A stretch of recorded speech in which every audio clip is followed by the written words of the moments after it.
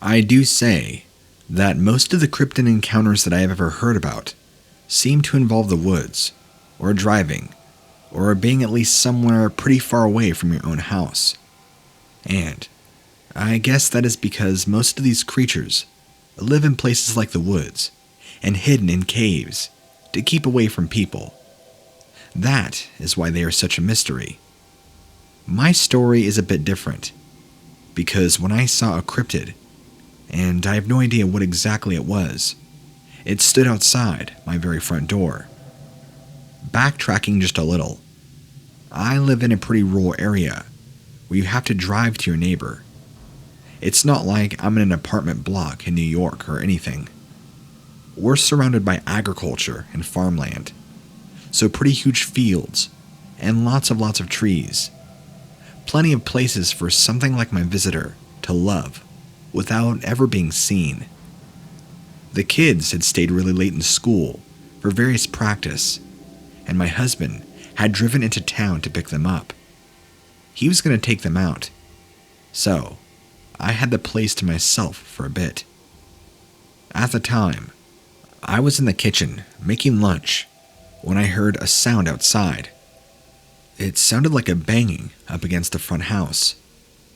I thought that was unusual. It was dark, and too dark for anybody to be out there, at least unnoticed. My dog began growling. Not barking, just growling, which is odd, because usually, whenever there is somebody, he goes nuts. I yelled that I'm coming, assuming that it was somebody out front. Not really sure, or adding up in my mind that everything was too off. I did have a good sense to check the people before I opened the door, just to make sure there wasn't a masked gunman or anything. But when I looked out, no one. Nada. Nothing. There was nobody there. Now that was odd. The dog who would usually be at my feet, trying to sick whoever was there, was still in the kitchen, growling and whining, alternating between the two. Against my better judgment and my gut instinct, I opened the door. The porch light was on, but apart from that, it was practically pitch black. I don't know why, but instead of just closing the door and walking away, back to the safety of the kitchen, I heard myself calling out. There was rustling, and then this creature appeared. I don't think I was frightened immediately, more shocked, and also a notion of disbelief. The thing coming toward me was in no way human. My mind made that out pretty quickly, but it wasn't like any animal I have ever seen. It was grayish in color, and appeared to be covered in some thick, strange hair. It walked on two legs like a man, but its feet were cloven. It also had long, thin arms hanging by its side, longer than human arms would reach. Again, it had very bizarre-shaped hands. The face was even like a person, except it wasn't. The best way I can describe was kind of it like being Voldemort, you know, from Harry Potter. That sort of pseudo-human feature. Weird enough. It also had tiny wings that appeared to be on it. They were kind of scaly and tattered like a bat's. I stood there for a moment, almost expecting somebody to jump out with a video camera and shout, "You're pranked," or "surprise." The dog started freaking out the second this thing came into view, suddenly remembering like it was meant to protect me, and began barking like mad. My visitor took one look and fled. It ran off. I'm not sure where it went. I'm not sure how long the dog kept barking. I stood there on the doorstep, terrified, mouth agape, wondering what just happened. What did I see? Trying to process what I just encountered. I don't know what that thing wanted, or why it chose to knock on the door. It sure looked strong enough to have ripped the door open, had it wanted to harm me. When I had looked at it, despite it being some sort of abomination, It did not appear threatening, although it did come and try to approach me. Again, if it had wanted to, I'm pretty sure it could have just eaten me or my dog. But it didn't give off a harmful aura. Of course, when my husband and kids came home, I told them. They're in high school. I wouldn't tell a kindergartner this stuff. They all thought I'd been drinking too much wine. Once I'd managed to finally convince them, they all went outside with lights and a gun, my husband insisting on taking the shotgun. But of course there were no signs or evidence. Oh, and for the record, I live out in rural Ohio, so I don't think this could have been a house call from the Jersey Devil. I'm hoping one of your listeners might have a suggestion, or you. By the way, I love your show a lot. I listen to it almost nightly, and I thought what a better way to contribute to your show than to tell you my own story. Thanks for reading.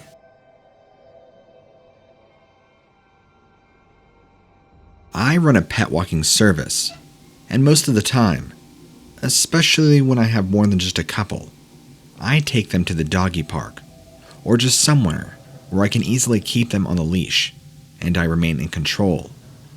But sometimes, if I have just one, I take them to these woods that is just a short drive from my town. There, they can roam around and sniff as many trees as they like, and most times, we don't usually see anybody else. Usually, I would only take a dog that I had previous experience with, so I knew what their behavior is like, and whether they might try to run off and jump straight into dirty, stagnant water. But I let my buddy convince me that his mother's dog was as good as gold, and so off I went. Almost to the woods, I let her off the leash, and she ran straight past the trees and towards the water. I'm a pretty good dog walker, not a good dog groomer. However, it is an unwritten rule that you don't return a dog covered in crap from a stagnant pond. I started calling her, but I could just hear her happy noises and splashing. So I made my way to the trees, knowing I'd now be transporting a stinky dog. The splashing noises were replaced with whining. I raced behind the tree line to the stink water and saw her still in it, but frozen and staring, quivering at the trees behind the water. And then I saw why. Something was watching from just behind the trees. I could just about make out the shape of it in the shadows. It was fairly short, but bigger than any animal I could think of that would usually be roaming around. I'm guessing 5 feet. It also stood up on 2 legs, like a humanoid, a bipedal humanoid, which was scary. It was dark in color, but I couldn't tell if it had fur or just darker skin. The body seemed short, so it was mainly all legs, and then this large head, which kind of looked like it had antlers, but there was in no way any kind of deer. Its eyes were a shining yellow light. It was hard to tell whether it had arms, but if so, they must have been pointed to the front, like if a rabbit stands up, as I can't see them by its side like a person. The dog was still staring at it. Then, this thing, an alien, whatever you call it, made an awful noise, like a shriek. It actually hurt my ears, it was so high-pitched. Then, it turned and went back into the trees. That seemed to release the dog from whatever trance she was in, as she came racing back over. I put the leash on, and we got the hell out of there. Never have I returned there by myself or with dogs. I don't know what freaking alien I saw that day.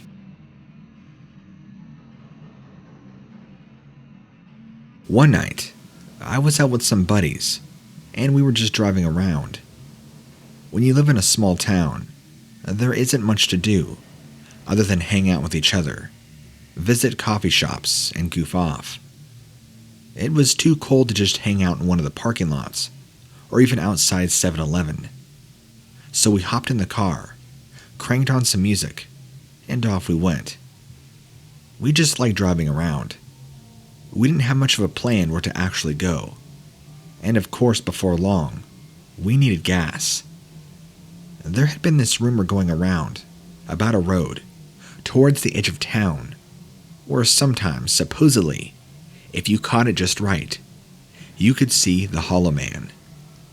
Apparently, he'd been dubbed that as he was real tall, but super skinny too, like as if he was hollow on the inside. Then, there was all sorts of BS floating about, with rules as to when and how you could see him. Like it had to be a full moon, or you had to be a virgin, or, according to one of the football players, you had to like partying and hooking up. But I think that was only him. We were pretty close to the road now, so it seemed like the perfect idea to go and park. We'd still get to hang out. We'd been saving gas, and we might have seen a chance on seeing this thing.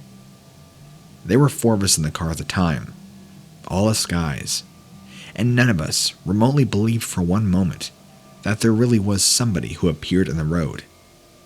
After all, I was convinced it was total BS, and no doubt actually made up by one of the jocks probably to impress girls. So, we sat there, listening to some metal. My phone was still playing some classic Guns N' Roses, as we all just sat there. No one daring for a minute or two to move, or say anything. He'd come out of nowhere, but now, there, he was catching the full beam of headlights. He was indeed really tall, if I had to guess.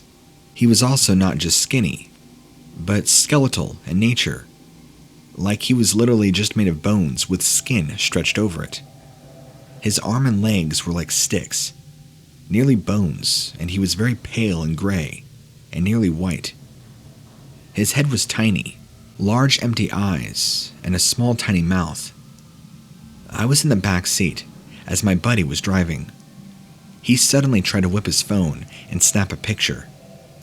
Whether it was the sudden movement or the flash, I don't know.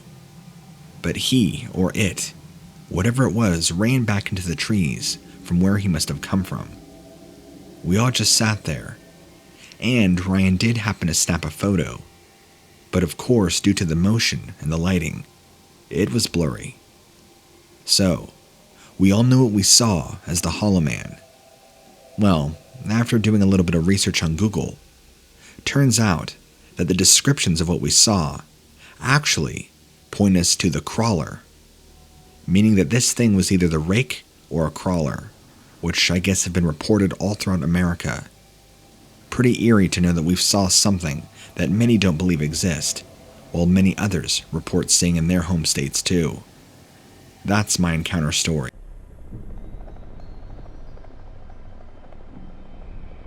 Dear What Lurks Beneath, I am writing in from Malmö, Sweden, about a disturbing experience that occurred during the fall of 2017. I am a Swedish woman, 52 years old, and I have a grown-up daughter. My daughter is 28 now, and her father died young, well over 20 years ago, leaving me a young widow. Although this information might seem unimportant, it has caused me to acquire a strong self-belief and no-nonsense attitude. I do not watch TV or read the news, but rather spend my time volunteering at stables, working with horses, or even doing freelance work as an interpreter. Life is good, but there has been something that has been on my mind for years, and is really weighing me down. I have always thought of myself as a gutsy lady, brave, unmoving, not disturbed by the usual female fears, spiders, bugs, etc. Instead, I will happily go for a walk at night alone, drive in the countryside alone, and even go on holiday alone. Solitude is central to my life, and I have grown accustomed to it. But lately, this solitude has become a prison, a breeding ground for my nightmares and feelings of terror and panic. I have now been frightened to leave the house. Instead, I peer at my village from behind my curtains. The road into Malmo is bustling with cars, but I can never go near the city. The panic is felt across every inch of my body. This level of panic and depression has been my existence for the last 3 years, and I should begin to tell you how it all began. It's not as if I was happy to begin with, but I've always been content with my lot. Every morning, for the last 20 years, I have taken a walk at our local woods at around 8 a.m. every morning. I had this morning ritual until the autumn of 2017. When my daughter was younger, I used to bring her, but the last 10 years or so, I have walked alone. The autumn of 2017 was particularly ravishing. I remember gazing at the plethora of yellows and oranges on the forest floor, and grabbing an armful of leaves and throwing them into the sky, watching them fall and dance around me. This was me at my happiest, at one with nature. The crunching of the leaves against my boots was also mesmeric, and I felt totally at peace and excited for the future. I can tell you, it was the 20th of October when I had a paranormal experience that confirmed my belief in other beings, sinister creatures. I was walking at a fast pace, and I had a light with me, as the pathway was dark. The sun was still coming up, and the sky was a medium blue hue. I have always loved how quiet it was on these mornings. It was always a perfect way to start the day. As I continued walking, I could hear a groaning sound from behind the trees to my left. I wasn't disturbed by this, but just assumed it was some kind of animal. As I continued walking, I also heard a whispering from the other side of the pathway. Loud whispers that sounded like men talking. I turned to my right and scanned in behind the trees, but I couldn't see anything. I always carried my peppermint spray, and I am trained in jiu-jitsu, so if any bad guys had any intentions, I was confident that I could take care of them. I was now fairly deep in the woods, and it was around 30 minutes back to the entrance, and 30 minutes to the exit. The sky was only getting brighter. I found it odd that I couldn't hear any birds singing.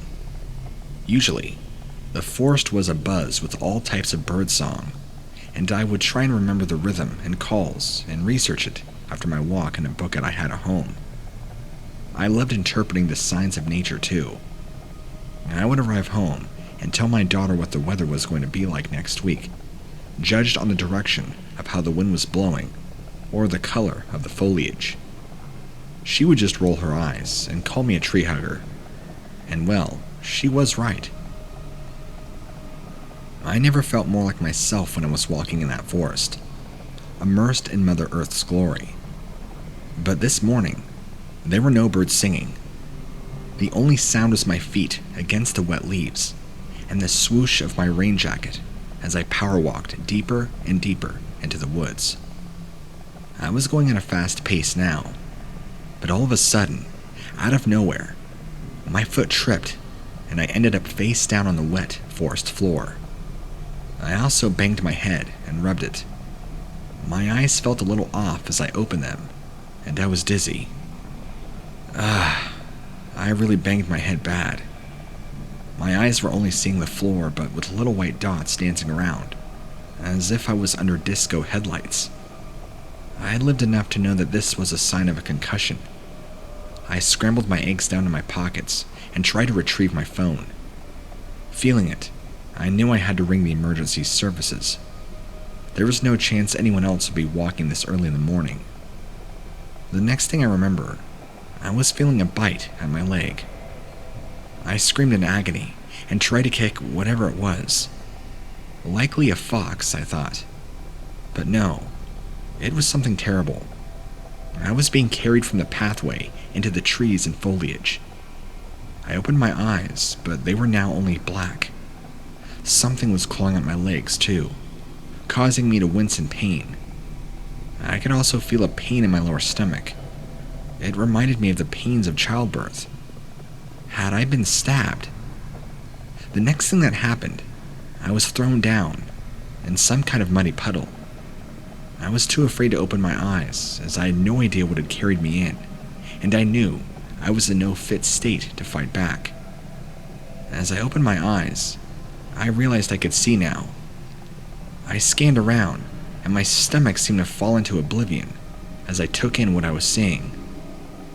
Around me, there was a ring of tiny men with long noses, beards, pointy shoes, and even green hats. The men were around 2 to 3 feet tall and were watching me with an angry, solemn, indifferent expression. The only way I can describe them was that they were like goblin-like or elven-like, but to say that they were elves sounds too cuddly and cute. These creatures were hideous looking, absolutely diabolical. I began to wonder if I'd given myself a bad concussion and was now suffering hallucinations, but the imagery around me felt all too real, and the physicality of what I was feeling was also seeped into reality. This was happening, and I felt sick to my stomach. "Help," I remember muttering, but the words came out in pitiful gasps. I remember thinking about my daughter and how she would never know what happened to her mother. I was told I must not come here again, one of these things said, telepathically. It told me if I did, I would pay. I tried to answer to this thing, but the next thing that happened, I woke up in the car park of the forest. I looked at the reflection in the car and had scrapes and cuts all over my face. My hair was filled with twigs and debris, and as I looked down at my trousers, I realized I had peed myself. I raced into my car and drove home. Driving home, I was ranting and raving. I could have swore I saw one of those creatures in my back seat. I screamed maniacally and had to slam on the brakes as I was about to crash into the back of a lorry. And what had the goblins said about my husband? Andrew was 30 and died in a car accident all the way back in 2000. Had he been killed? My heart sank as I knew Andrew had the same ritual as me, but he went an hour earlier, at 7 in the morning. He had the same experience, but had been killed clearly. It was too horrendous and unspeakable to think about. Telling my daughter about what had happened was nearly harder than the experience. She thought that I was crazy, that I had dementia, or that I was making it up for attention. It was the most heartbreaking thing to have her call me demented. I also tried to reach out to a few close friends, but they advised me to speak to my doctor and told me that stress and loneliness can cause people to see things that aren't there. I wasn't stressed or lonely, I told them. I saw something terrible, and I need you to believe me. Just one person to tell me that I'm not losing my mind. All I can say is that everyone thinks I'm crazy, and it makes me feel like hell. It's the loneliest feeling in the world, to be honest. But as I sit here, I know what I saw. Most days, I feel like a ghost, watching life happen from behind a glass mirror. I feel like I violated something in the forest, that I disturbed another world, and that world now had to kick me out. I've heard about fairies being possessive, but I've never thought about goblins, nor did I ever believe in such a ridiculous sentiment. I can't describe to you the fear and terror I feel on a daily basis. I live just a short drive from the forest, and I could see the tips of the trees from the top of my bathroom window. I know it's a means of self-torture, but sometimes I go up there and look out at the glimpse of the forest, imagining myself there again, violated and all alone, about to be sacrificed. I wonder, has anybody else had an experience like this? I'm just too afraid to reach out. My doctor has not been confidential, and now people around me think I'm crazy. It is a terribly lonely feeling that I live with every single day. I just hope that writing this experience in helps me. And not just me, but other people who can get in contact with you, and perhaps enlighten others about what they saw. Perhaps these are not vicious at all. Maybe it was my misinterpretation. But I just think of their cold eyes, watching me, treating me like a prey, a wretched thing on the forest floor. My daughter stopped speaking to me last year, She couldn't deal with my constant rants about what had happened. I dream about going back up there with a shotgun and shooting every last one of those fuckers. How dare they cause me to descend into madness, because that's what my life has now become. Sheer madness and misery. I have not washed my hair in 6 months. I look like a wreck. Neighbors turn away from me, and children are now frightened. I've become something else entirely. I don't know what's even happening to me anymore. I'm losing my mind.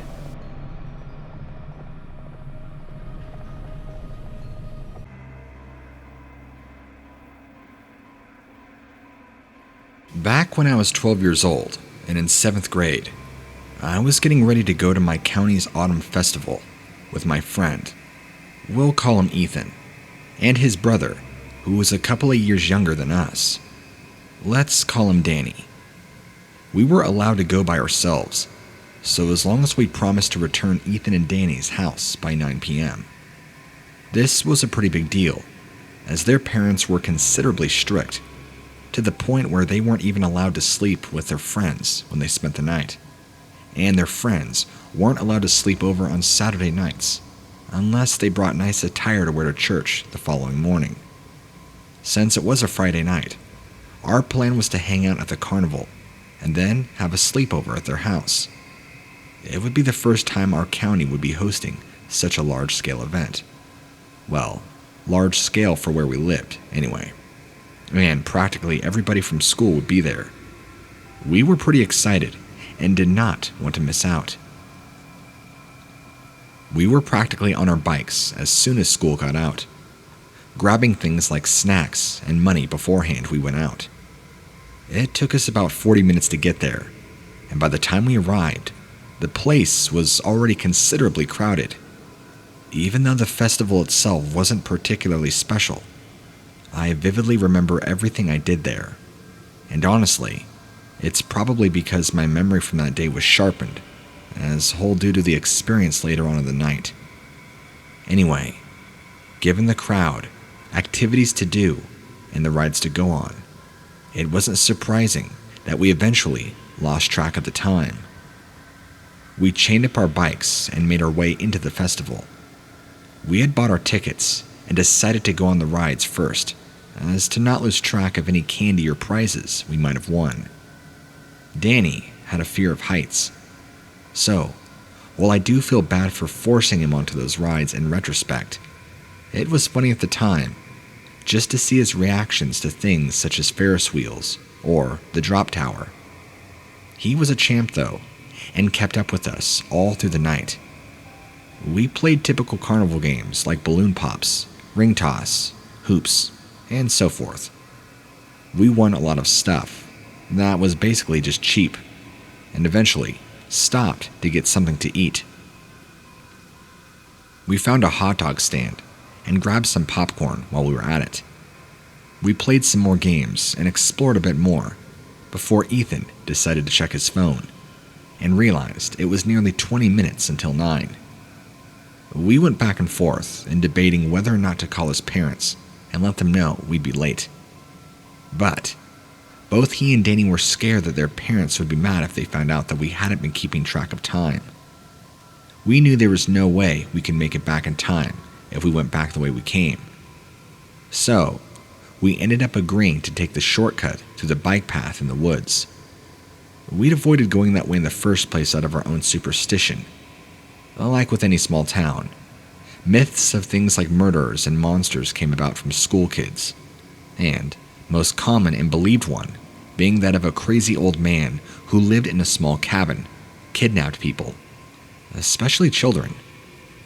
Once he captured them, he'd scalp them alive and make curtains out of their hair.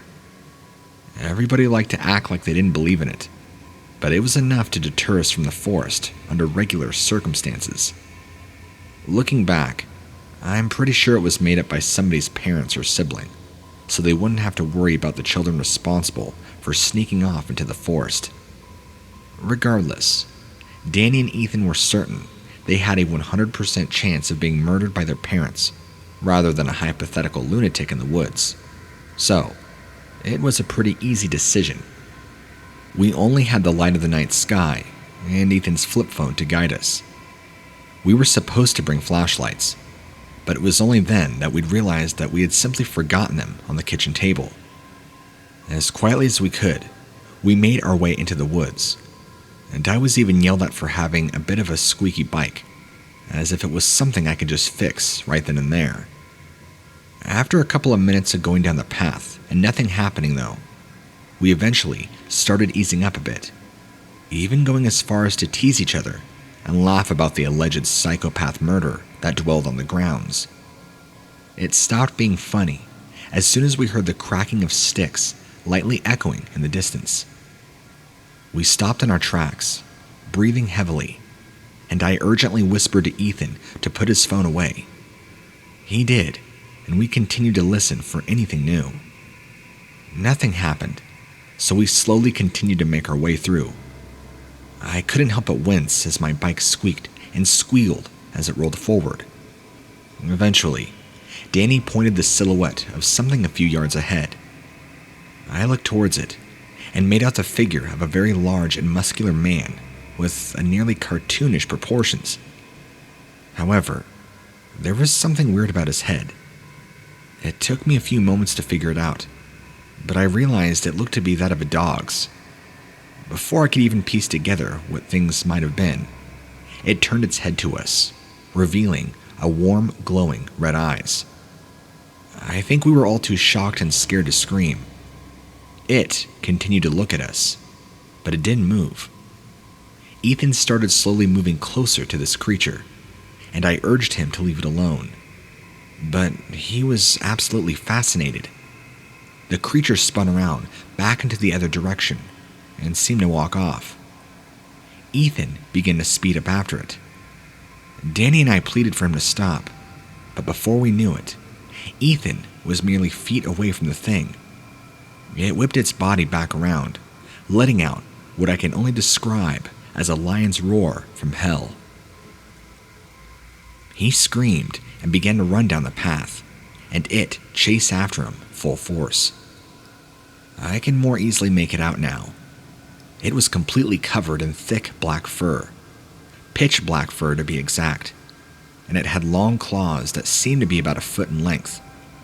It almost looked to have bad posture as it moved, as its spine seemed to be at an angle, but it didn't seem to be causing it any trouble while running after Ethan. In an effort to save Ethan, I took one of the prizes I'd won, a small inflated ball with a Spider-Man print, and threw it at this thing, hoping to distract it. It worked, and I didn't even take the time before I started running into the trees, yanking Danny along with me. We hid behind a log, watching as this monster paced up and down the bike path, the sight of its glowing eyes being visible just beyond the tree line. It didn't seem to know where we went, and as soon as it seemed far enough away, quietly as we could, we started moving to go and find Ethan. We eventually found him huddled near some shrubbery, gasping upon the sight of us, then letting out a sigh of relief. We talked as quietly as we could, but still ended up shushing each other.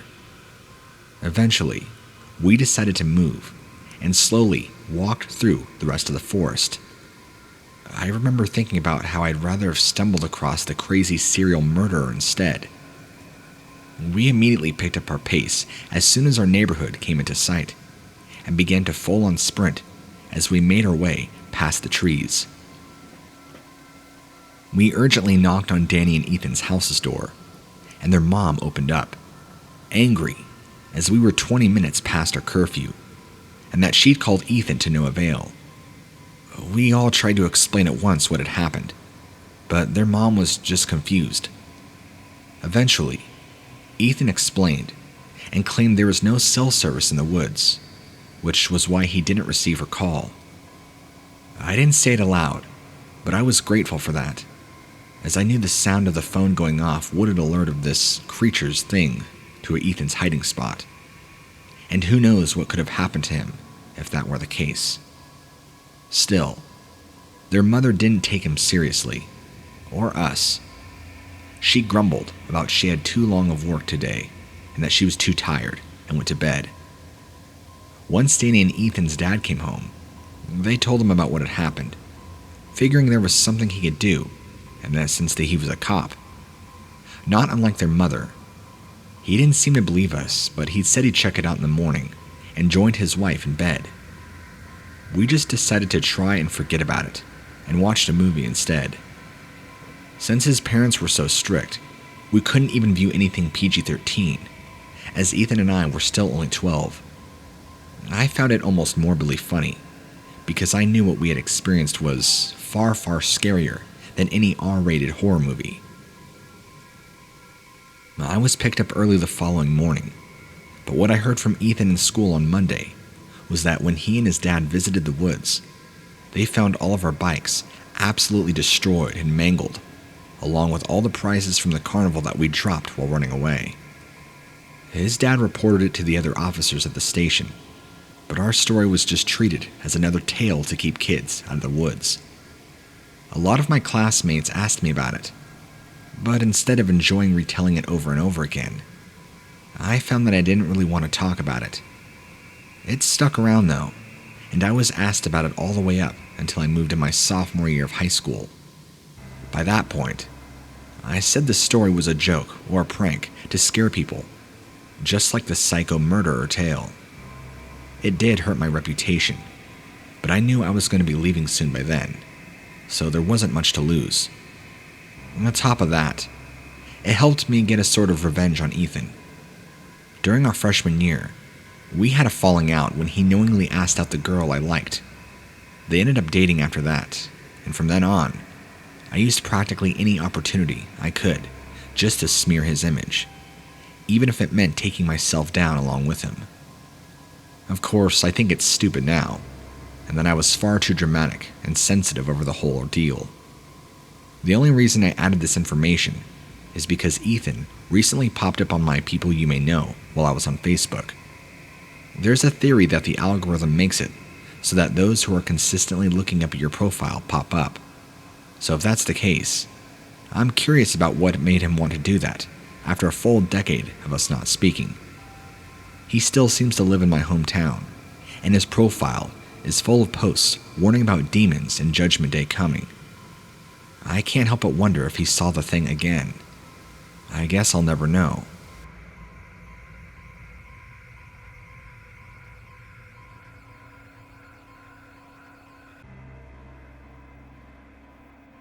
I was hiking in an off-trail pine forest in Colorado.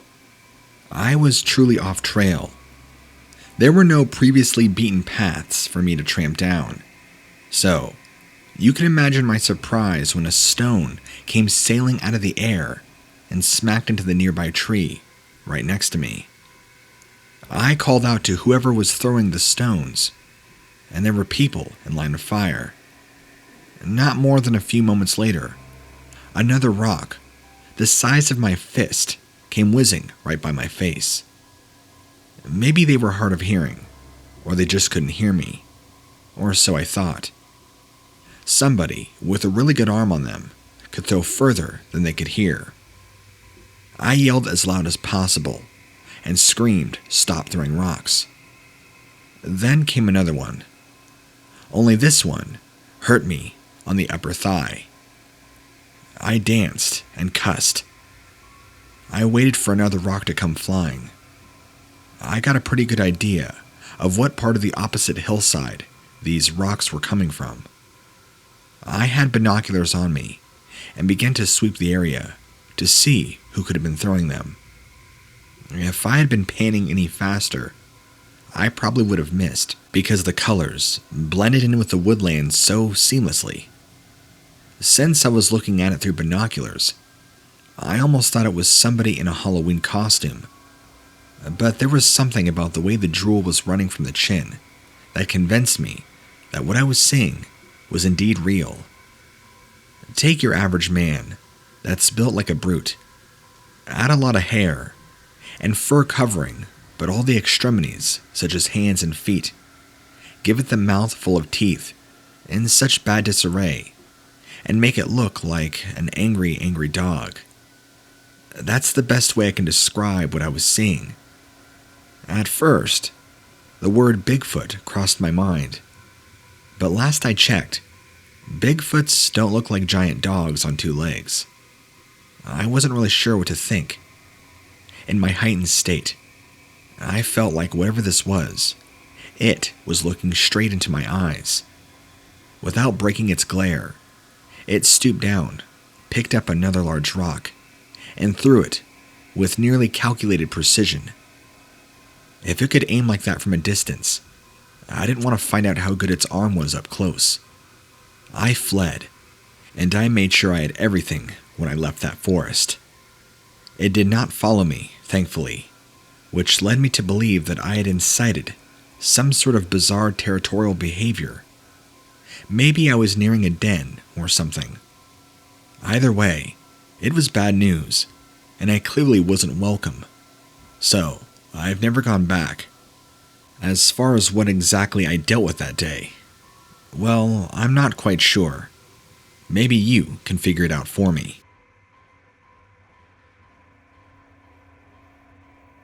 I'm hoping you might be able to explain to me what the hell I saw last night. I was out for a run, or at least validate for me that I'm not stone cold crazy. Since I go for a run most evenings, or very early in the morning, and have used the same route for years now. But this is the first time, and like anything, this has ever happened. And to be honest with you, I'm still in the process of trying to digest it. I live up in Maine, and there are plenty of beautiful running tracks around here. You have to be careful of specific wildlife, but the closest encounter I've ever had to something like this was a moose who just refused to get out of the way in the road. So you can believe me when I say this has me terrified. I'm also a strong, firm person of science, and had I not seen this thing with my own eyes, there would have been no way in hell I would have ever thought it possible. I hadn't been drinking. I have never taken drugs. I was sober. Yet, stood in my path, blocking my way as that moose had done, was a creature that looked like a man, but also part wolf or dog. It was as tall as you and I, but very, very broad. It reminded me of a linebacker. If the creature had been purely human, I would have thought possible that it could have been the Rock. So you get the point of it being large and very, very muscular, to the point to where I could see its muscles rippling through its fur. There was no possible way this was somebody playing a joke, or in a costume. The details were just far too vivid. You see, not only was it covered in a sort of reddish fur, the legs were bowed at the knee, like a dog's hind limbs. No human could pull that off. The arms were more human-like, except for being covered in thick hair, of course. But they hung from the side and reached sort of thigh length. Its hands were clenched, so I was unable to ascertain whether it had actual hands or paws. It had a very thick muscular neck, and the head reminded me of kind of like a reddish German shepherd, with more pointier ears and a bit longer snout. Literally, only seeing the head, you'd mistake it for nothing more than just a very large dog. But as I slowed down, I came up close to it, somehow willing it to just step out so I could race home. Once it realized my presence, it quickly began following me, picking up its pace to try and chase after me. Honestly, something that large could have easily grabbed me and taken me down like an innocent gazelle being chased like a lion. Why it didn't get to me, I don't know, but I made it back in record time. Thank goodness for all those runs. Had I not had such strong legs, I probably would have been a goner. Now that I've written this down and sent it to you, it sounds like it might have been a dream, but it was not. Has anybody else experienced anything like this up in the Maine area? And could you help me find out exactly what it is I saw that day?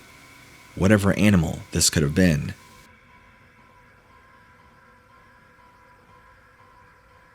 I was camping out in Alaska, but at the time, I couldn't shake the feeling that I was being watched. It was a strong feeling that came over me. It only got stronger. In fact, that first night, I barely slept at all. I was expecting someone or something to come barreling into my tent and make a move on my life, or try and rob me, actually. I remember laying there with my eyes open in the darkness, feeling inexplicable dread. The fear visit never came to pass, but I was convinced that whatever was out there, it was only biding time. I couldn't take it anymore. My outing that was supposed to relieve stress at the time was causing more than it was worth. So, I packed up and headed back to my car, which was a good half-a-mile walk. I brought my revolver with me and kept it out, just in case I ran into any loose vagabonds trying to take me down, or anybody that wouldn't settle for me just leaving. After all, you never know when you're out in the wild. My car was at the bottom of a hill, and I was coming down a slope. Now, on the opposite side of my car, there was something that was just as far away from my car on their side as I was on mine. It was tall enough to announce that, even from a distance, it clearly wasn't human, and I could tell it was bad news. The way it carried itself reminded me of a stalking hunter, and my inner instincts told me that it had to have been some sort of animal that had been watching me since I arrived. Its body, covered in a mix of brown and gray fur, which made me think it was older for some reason. It eyed me with a gaze as intense as you can imagine, and when I moved for the car, it also did. I had to race. My car was the finish line. It hurried, but I was burdened with my camping gear, so it would be the faster of the two of us. While only about 45 seconds from my car, while I was over 1 minute away, I took the chance on my sportsmanship, raising my revolver and taking a couple shots. There was a half-second delay between the hammer hitting and this thing staggering back a few steps, but it regained itself, and it kept coming quicker. Firing a second time, and a plume of dirt next to its feet told me that my aim was clearly off. However, if it were cunning, it would have hid behind my car. After shot number 3, it appeared that I hit it in the shoulder. It let out a sharp cry of pain that seemed to create this inhuman scream, and then it gave me a look that told me it was pissed. I knew I probably just signed my death certificate right there. However, after taking a 4th shot, I didn't waste any time. I tried to shoot it dead in the face, but I somehow missed. This thing turned around, and I think was heading back into the woods towards my direction. I had no idea what it was planning. Maybe it was going to flank me. Maybe it was going to entrap me. As soon as I got close to my car, and shortly after this thing disappeared back into the woods, I began hearing more of these strange, bizarre howls, as I call them, coming from multiple spots around me in the woods. That's when I realized I was deep in trouble. There wasn't just one. There must have been a pack of these things, or multiples, and all I had seen was the one. They were planning an attack, and probably going to move in quick. All I can say was I was in my car and had it started faster than ever. As I was pulling away quickly, multiple of them stepped out of the woods and began chasing my car. One's far bigger than the one I saw.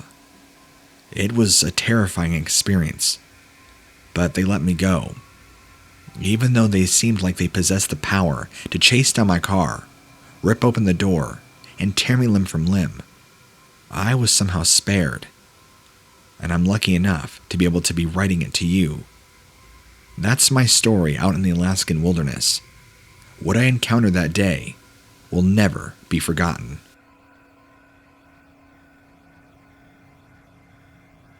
One day, I was driving home from work when I saw something in the road not too far in front of me.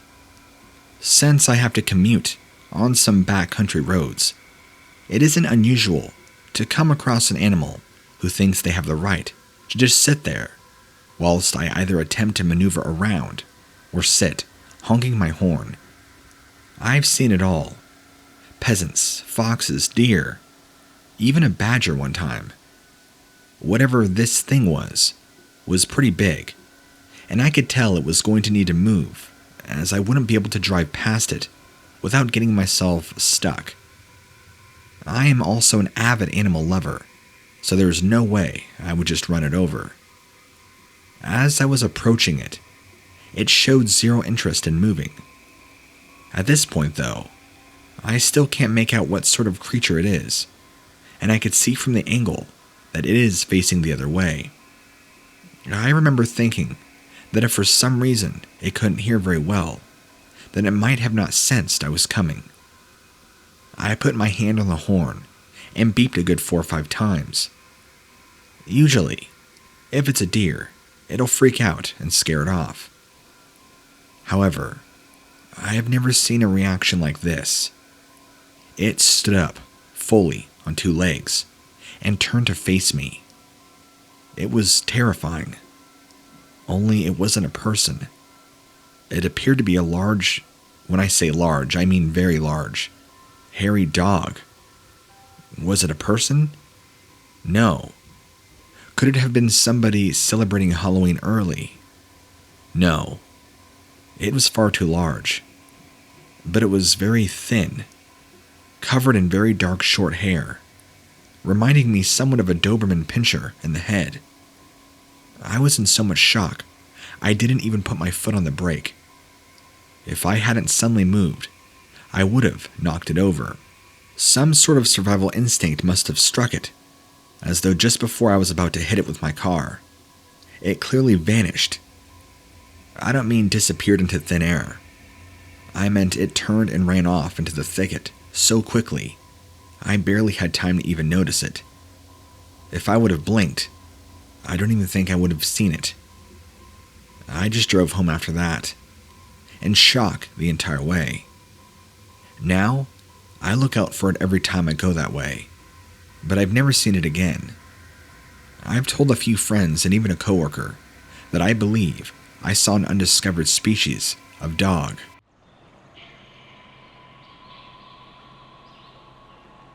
I grew up in the mountains west, and have had a lot of love for the outdoors as long as I can remember.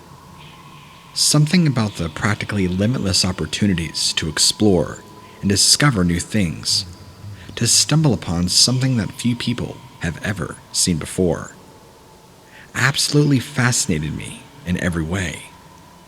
You could never keep me inside as a kid. I would be out and about, trying to find new sights to see or trees to climb. The world was my jungle gym. I spent my youth in the Scouts and volunteering at summer camps.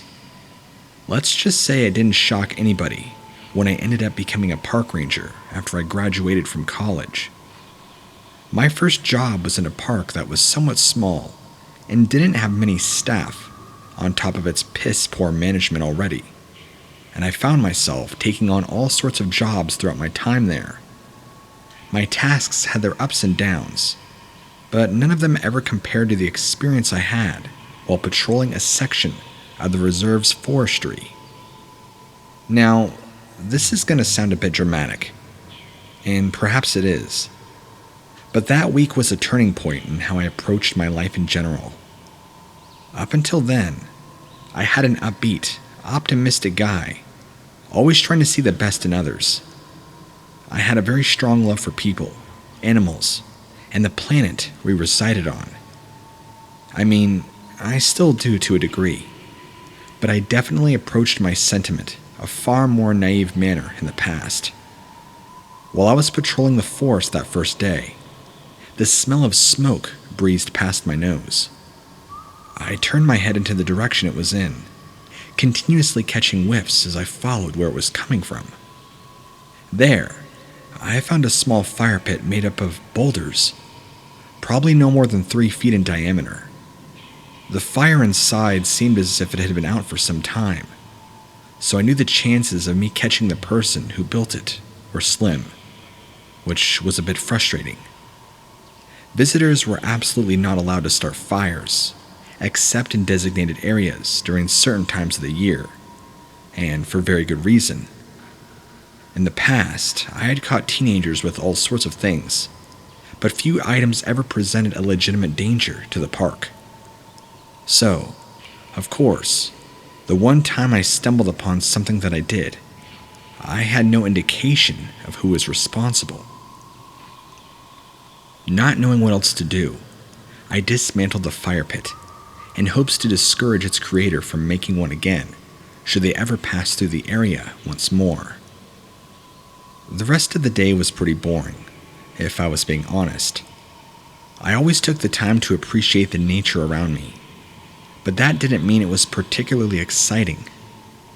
I returned to work the next day, already having forgotten about the fire pit situation from the previous night. I had already let the other staff and my superiors know about it, but like me, they mostly just shrugged their shoulders and said to let me know if I found anything else. And as it turned out later on in the day, I did. But it wasn't anything inherently dangerous. However, it did feel far more threatening than the fire pit. I wound up spotting a grimy old stuffed animal of a deer, a string wrapped around its neck as it was suspended from a tree branch. Something about that chilled me, far more than if the figure were something like a human doll.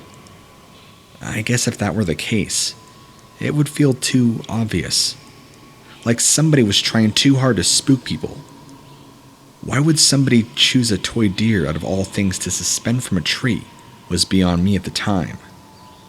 I checked out the area a bit more and made out yet another fire pit.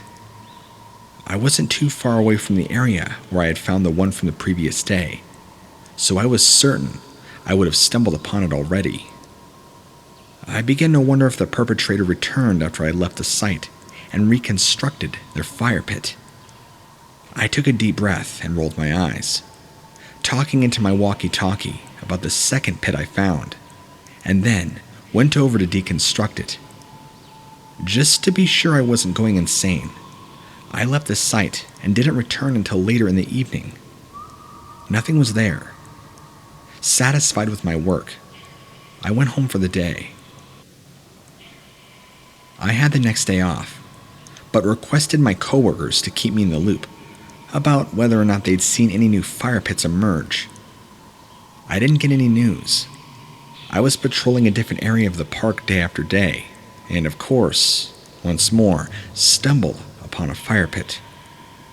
However, this time, it didn't have any wood in it actually, just a circle of rocks. I still reported it nonetheless, and it wasn't long before I heard my boss over the walkie-talkie tell me to quit being so paranoid. I just sighed, simply kicking the structure apart.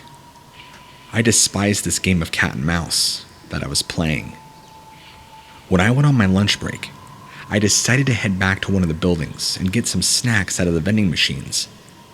I asked the other staff if the night patrol noticed anything strange, and that's when I learned that the night patrol didn't actually do anything and mostly just dicked around and drank. When I asked if they were the ones responsible for building the fire pits, they told me no.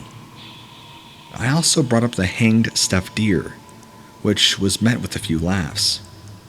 Nobody really seemed to be bothered with what was going on, as I was. I was definitely the odd one out. Even though I wasn't getting paid to stay past my shift, I decided to stick around when night came anyway, and just go home late, or sleep in my car if need be. I was young, curious, and determined, and figured that catching the person who was building all those fire pits was worth my time. I didn't tell anybody I was staying, out of fear that they'd give me a hard time, or make me go home. I turned off my walkie-talkie and stuck around the area where I had found most of the recent fire pit. After a few moments, I began to hear the sound of people talking and pacing around. It wasn't long before a flashlight had come into view, and I could make out two men walking around in what appeared to be gray cloaks, holding bags that seemed to be stuffed to the brim. I was as perplexed as anybody would be. One of them grumbled about how that guy kept kicking down their fire pits, and I watched as they built it once more. I was so curious and fascinated that I had completely forgotten to even try and put a stop to their antics. I was armed, so I wasn't endangered in that sense, but I had no idea what these guys could be carrying. One of them opened this bag. There was just a bunch of sticks in there, and the other lit the fire. I watched them walk around as they seemed to light up more fire pits, until the entire area made out a ring of flame. There were a few calls, and a third cloaked man came out with a ladder. The second bag was opened, and from what I could indicate, there was just a bunch of stuffed animals inside. I watched as they stringed up the animals onto the trees before going to the center of the ring and lighting up what appeared to be a candle in the middle. One of them made a comment on how they needed to make it quick, to which the other argued that their process couldn't be rushed. I had no clue what was going on, and looking back, I still don't understand what their goal was. They all faced each other, and two more men came out of the woods and joined them. They sat cross-legged and let out low, melodic hums. By now, I knew it had to be some sort of cult ritual, and I was split on whether or not to intervene. I had no idea whether this was a nightly thing or something they only planned on doing once, and if that was the case, I knew I would rather leave them alone and let them finish up and leave, so they wouldn't be a problem anymore. Another part of me knew it was my responsibility to keep the park safe. Even if it was past my shift, I was still on the site. I admit, I don't know what inherent danger the men posed to the park, besides the fire, of course, which was still not allowed. It seemed to be well controlled, for the most part. These guys just creeped me the hell out. I could have approached them, but at the same time, like I said before, I had no idea what kinds of weaponry they could have concealed under their cloaks. I decided to head back a bit before turning my walkie-talkie back on and informing the rest of the staff about what I had just discovered. They were mostly confused about both what I was describing and why I was still around past my shift. I explained that I stayed in order to see what was going on, and at this point, was getting pretty fed up with nobody else doing their job properly, so I cussed them out a bit. They told me they would come up to help, but after 20 minutes with no sign of anybody, I decided to go back and confront my coworkers face to face. They were, of course, drunk, and didn't particularly believe me. I had to practically drag them out of my car and haul them to the place. However, by the time my headlights shone in the area, it was completely dark. We got out of the car. I took out my flashlight, and the stuffed animals were still hanging in the trees.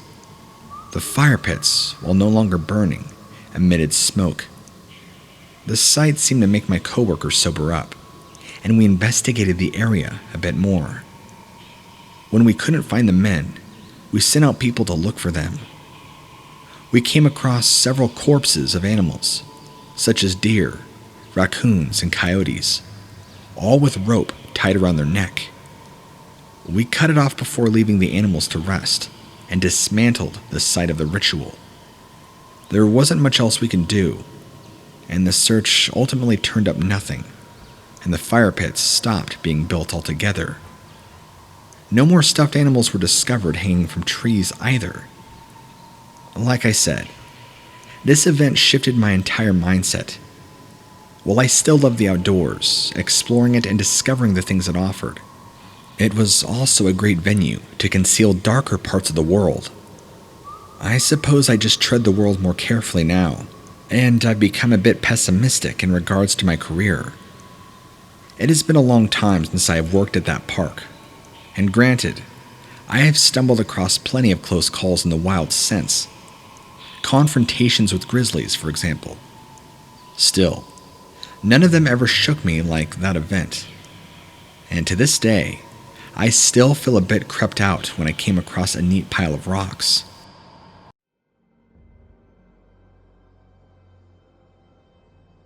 I wrote this on your page, but I wasn't sure if you would see it or not. So, sending it to you here. Hopefully, I have addressed this properly. People need to be aware that these things are real, and they are in the woods, and they are not natural. I don't know if they are government experiments, aliens. Some say demons, but I don't know. But this thing looked like an insect. I'm going to add a little here that I didn't add on your page, but I think it might be important. However, this may even make people even less inclined to believe me, so edit this as you see fit. Please include this letter with the story, but not my name or gender at the end. Thank you. I'm going to have to agree at this point about unknown entities in the woods. I saw something in the woods that I cannot explain. It looked and moved like a 6-foot praying mantis, and made this clicking screech as it followed me through the woods. No one believes me. My dogs were barking, snarling, whining, obviously terrified. I'm going to sell my property. I'm not going back into the woods. It was daytime. If it had been at night and my dogs hadn't been with me, I would probably be dead. I don't care who believes me or not. I'm 50, have cancer, and other people's opinions don't matter much to me anymore. Call it a demon if you wish. Call it an alien, a giant bug.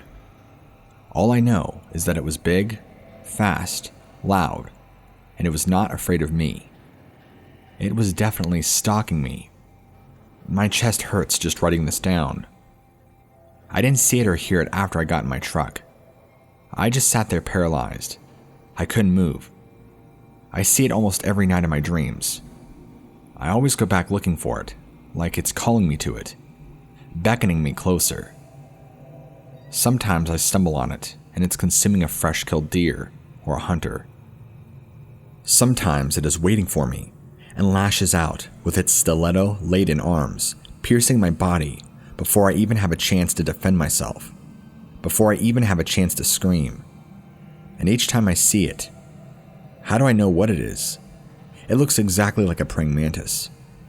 There's just something different about its eyes, like they see into my soul, like no insect ever could. It knows you fear it. I think it knows how to follow me into my dreams. I'm wondering now if it can track me here, to my home in the city, through my dreams. I barely sleep anymore at night, and every time the dogs bark at night, I jump, adrenaline racing through my heart. I need to add this, even though it may cause some doubt to my story even more. I have owned this property in the Ozarks since the early 1990s. From time to time, I have allowed close friends and family members to hunt whitetail on the land. They have all been taken into confidence that a small family of Sasquatch lives on the 20 acres, and gifts must be left each time the land is hunted. Something simple like a fruit basket and chocolate. They love apples, and chocolate is the best. They always take the entire basket. Sometimes they will leave a bundle of sticks or nuts where the basket was. They never bother us, and we never bother them. That stopped in August or September of 2018. The basket was left untouched. I rarely ever heard them call out. Maybe 3 to 4 times in all those years, but after 2018, the woods became more and more silent. The deer hunts were rarely successful, and the elk that were ever seen in the areas were never seen on my land. Something was wrong. No wild boar tearing up the property either. Now, I can understand why.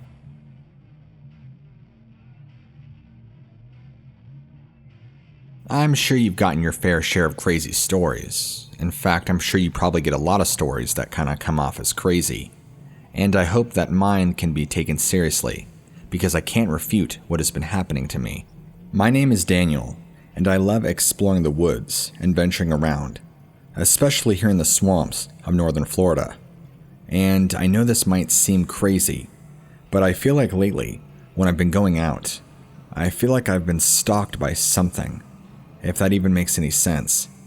I don't have a thorough background in hunting or doing anything extravagant in the outdoors, but I just love being outside in nature, at least up until recently, until I saw whatever it is I would call what I saw.